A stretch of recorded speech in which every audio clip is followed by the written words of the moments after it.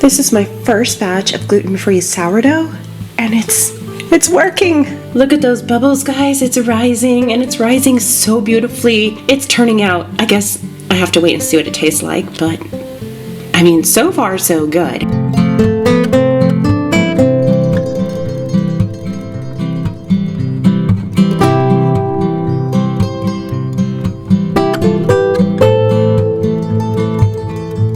This is just regular sourdough. I used hard white wheat.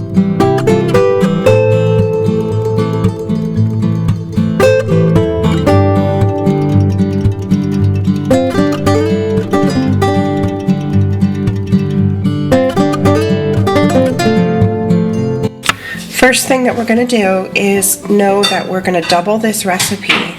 So all of these fractions over here, you're going to have to double. So you might want to get a pencil and paper, but the first thing we do when we're doing a recipe is read the recipe first.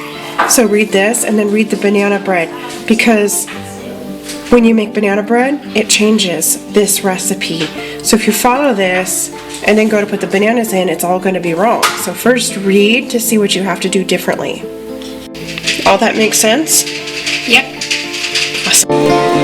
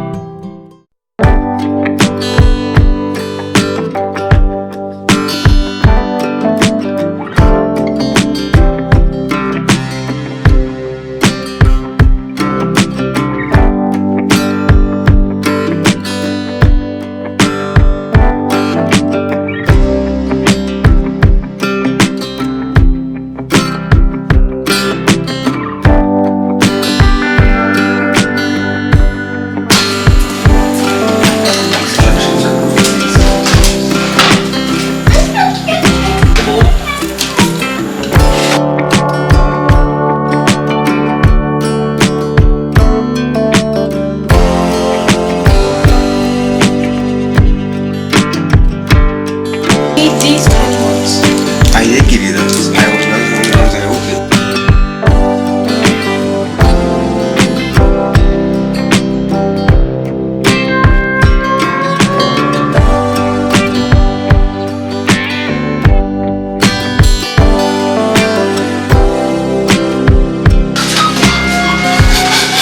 Wait, it's just gonna go right.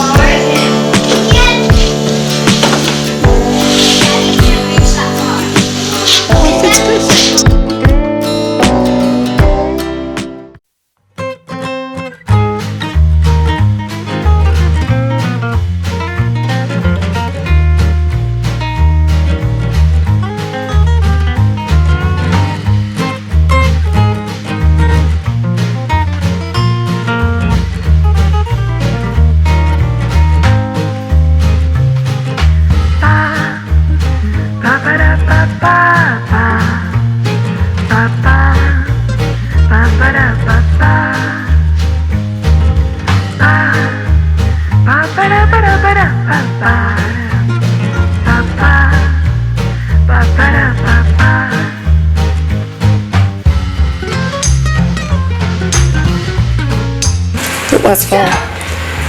This is a half a gallon of Caesar salad dressing, and yes, we will eat it all, probably within 2 weeks.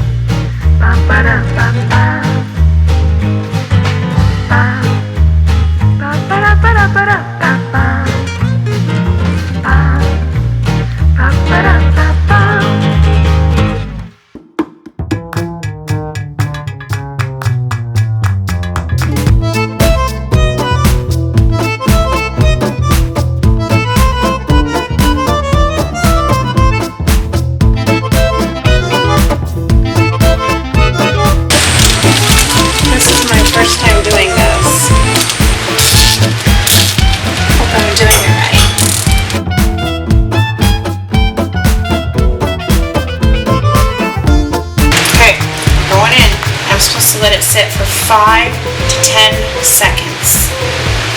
And it shrink up. So this is my first time bagging chicken. I'm supposed to let it sit in here in this hot water for 5 to 10 seconds, and then the bag is supposed to shrink, and it did. It worked out. I did learn I'm supposed to use pliers to pull the zip ties tighter, and I didn't realize I needed to do that at first. So when I butchered these, I went ahead and I cut them into pieces right after butchering. So we have a bag here that's all chicken breasts.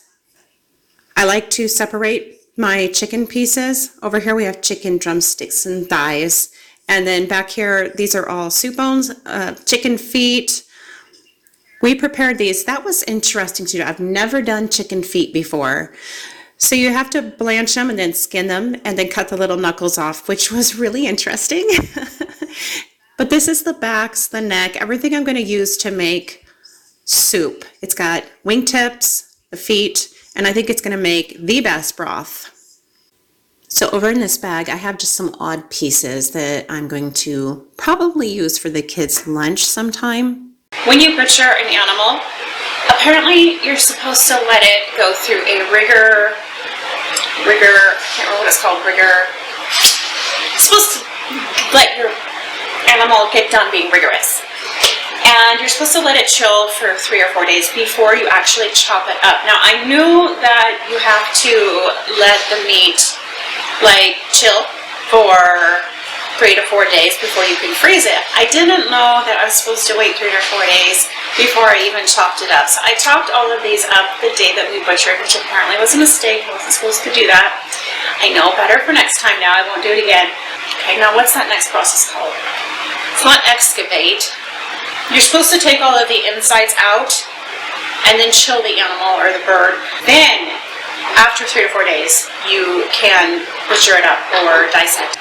So next time we won't make that mistake. But obviously, this is not very much. Basically, we were just getting rid of some of the bigger birds that were stealing the younger chickens' food, or the smaller birds' food all the time, and kind of like crushing them too in the process. So that's what this is. This was our second butchering, and it was not very many birds, as you can tell. We were just, like I said, getting rid of some of the bigger birds to make room for the younger birds to grow.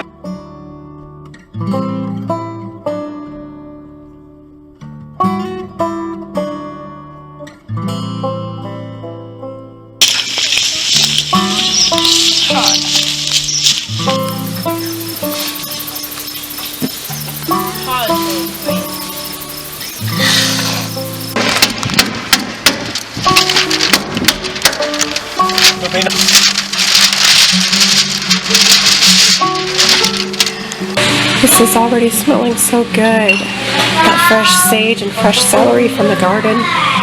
So in these next scenes, my husband and our oldest 2 boys are going to be building a chicken coop. Here they're discussing the best way to start. One of our favorite things about having a homestead is all of the learning opportunities that there are for our boys to learn and practice logic and math skills. So starting at about 7 to 8 weeks, our chicken coop was just simply not big enough to house all of our chickens that we had. 3/4 of an inch up. We initially started with around 130 chickens. So I'm going to go over some of the mistakes that we made, because they're mistakes that I definitely don't want to make again. I think the first mistake that we made with all of the chickens was overcrowding them. We should have started getting them out into these cages a lot sooner than we did, probably about 3 weeks sooner than we did, I want to say.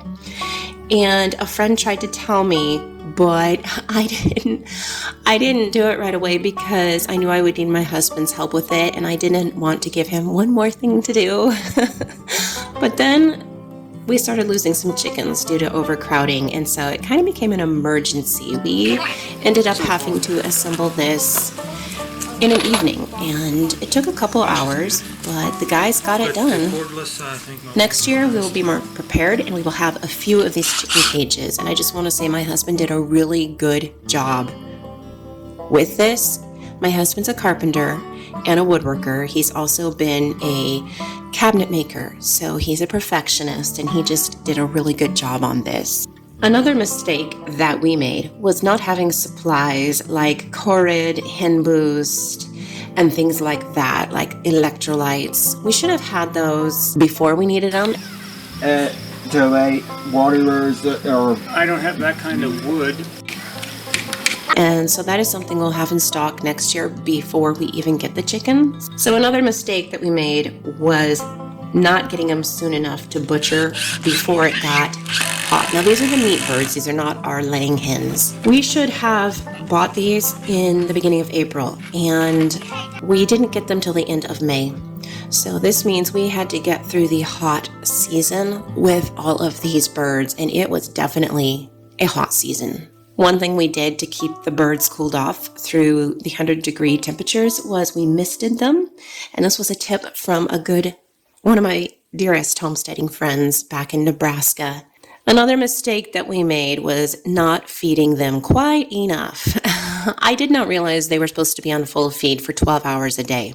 So we were just feeding them in the morning and the evening. So it took our birds 11 weeks to get to size, which we definitely won't make that mistake again. So we ended up butchering some of the bigger birds before we butchered the big bulk batch of these birds. And next year, when we do that, we're going to definitely rent a plucker. Another mistake that we made was not being more prepared with the food. So next year, we're going to buy a big batch of food, probably by the ton, and have it so that we don't have to keep running to the store for chicken feed. Raising these chickens was mainly our oldest son's project. He just kind of took it on and assumed it as his responsibility, which was super impressive. We have him enrolled in a homeschool high school program, and his tutor said that this definitely counts towards an extracurricular activity, and he has a full credit in it, over a credit actually. So that is awesome because he's got a head start in the upcoming school year now. But honestly, this whole chicken experience was a wonderful learning opportunity for all of the kids. This morning we're going to weigh some of the chickens and we're going to see how much they weigh. Are they ready for butcher tomorrow? We are hoping so. These chickens are about 10 weeks old. So we actually don't even know if we have 125 or if we had 130.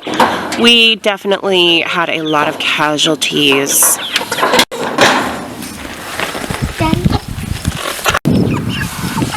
I think this is so cute. And the chicken's just standing there waiting. You know, make it, yeah, its feet all have to be on. There you go. Why do we have to weigh it? We have to know how many pounds it is to see if it's ready. almost 5. So we did have a lot of casualties just because I'm not new to raising chickens, but it's been 20 years, so I'm basically kind of new to it. But my family was completely new to raising chickens. So we did have quite a few casualties just due to learning curves and the heat. Is that the same one you already weighed? I think it is. How did you get the same one? There's like 20 birds in there. Oh, cock-a-doodle dude. Oh, I don't think it's on pounds anymore. It's too big to go on the scale. You gotta be careful when you weigh it. It sometimes changes the units. I'm gonna have to lay it on his back. It's too big to go on the scale. Well, you can't.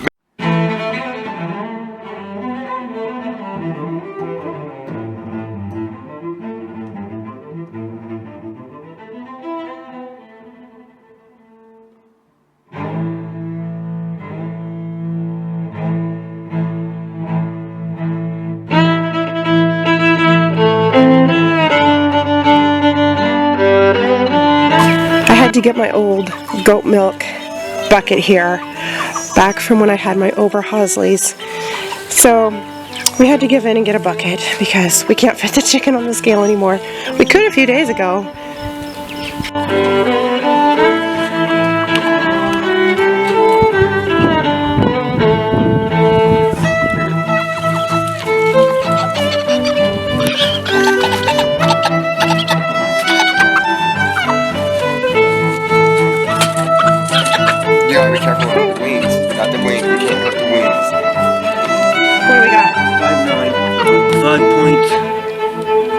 4.7. So it's Okay. just barely, not quite 5 pounds, 1 ounce.